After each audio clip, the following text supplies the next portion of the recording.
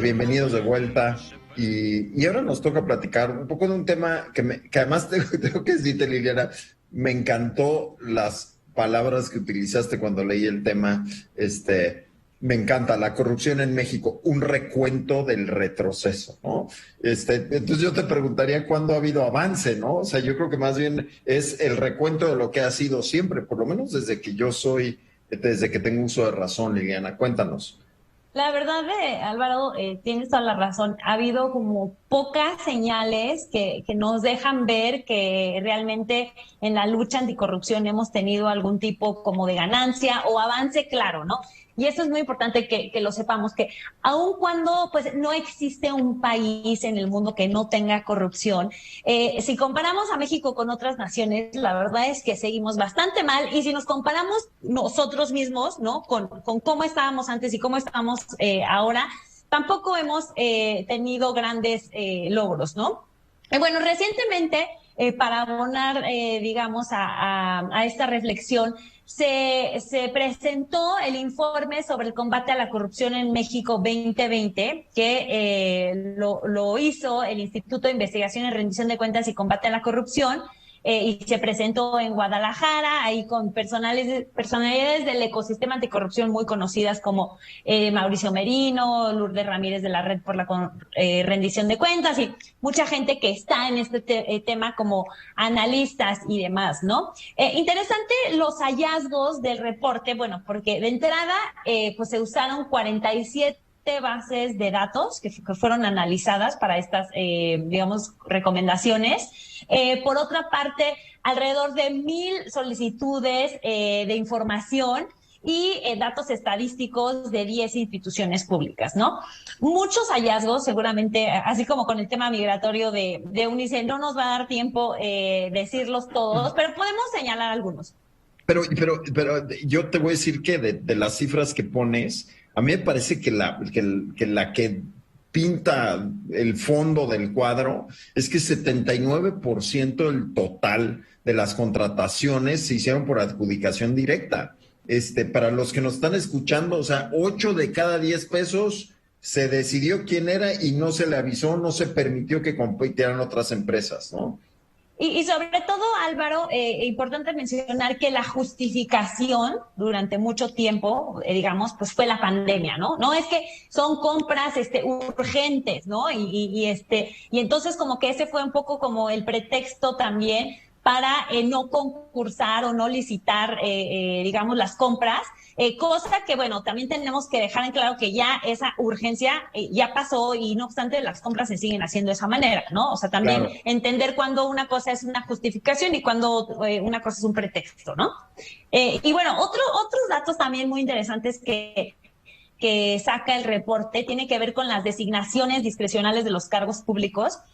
Y bueno, ya me decía Álvaro que qué elegante lo planteo el problema, porque básicamente estamos hablando de este sistema de botín, ¿no? Y este amiguismo rampante e imperante en la Sí, designación de cargos de la Administración Federal, ¿no? me encanta, ¿no? La designación discrecional de los cargos públicos le hace amiguismo, ¿no? Mejor conocido como amiguismo. Hugo.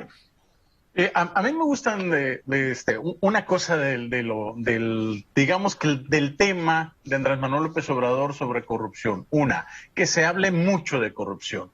Indudablemente, aun cuando él hable mucho, no le ha dado nada de resultado porque alrededor de él, en la parte familiar, se han dado casos muy, muy claros de corrupción, por un lado. Por Sí, otro lado, pero pero es importante hablar. sí, está bien, pero a ver, el problema de la corrupción, te lo puedo decir, Liliana, no empezó este sexenio. O sea, No, no, este es no, no, no, algo no, no, no. Es a endémico lo en que el voy. país. No, es a lo que voy, es a lo que voy. Vaya, pero es importantísimo.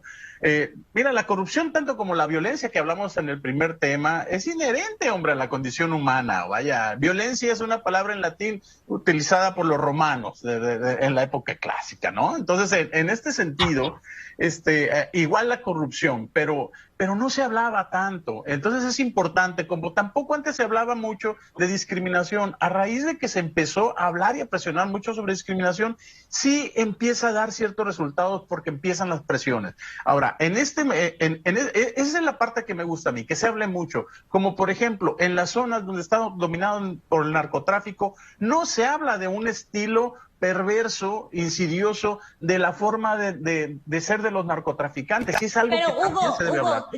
Creo que te estás quedando un poco corto. O sea, de nada sirve que hablemos de la violencia mucho o que hablemos de la corrupción mucho si no estás haciendo nada para resolverlo. Y otra cosa que también tenemos que dejar bien claro, no importa que el problema sea endémico, que sea sistémico, que llevemos décadas tratándolo de entender, pero yo creo, no hay justificación alguna para no hacer nada ahorita. No hay justificación alguna. Pero yo creo que es importante, o sea, lo que voy es, la parte pequeña que me gusta es eso, que se habla de corrupción. Ahora, ¿qué es la parte idílica que no nada más no funciona, sino que tiene retroceso? Considerar, por ejemplo, que el ejército, las Fuerzas Armadas, per se no son corruptas y por lo tanto pueden hacer asignaciones directas de contratos y por favor, ahí lo que se va a encontrar va a ser un hoyo de corrupción brutal. Entonces, vaya, esto es lo que no me gusta. Esta es la parte verdaderamente perversa, que pensar que porque se habla de corrupción, ya los demás no van a ser corruptos en esta administración. A ver, Hugo, bueno, primero, también Ramsés quiere decir algo, pero lo que yo te diría es que para arreglar un problema, el primer paso es reconocerlo. Entonces, visibilizar un problema es parte del proceso de resolverlo,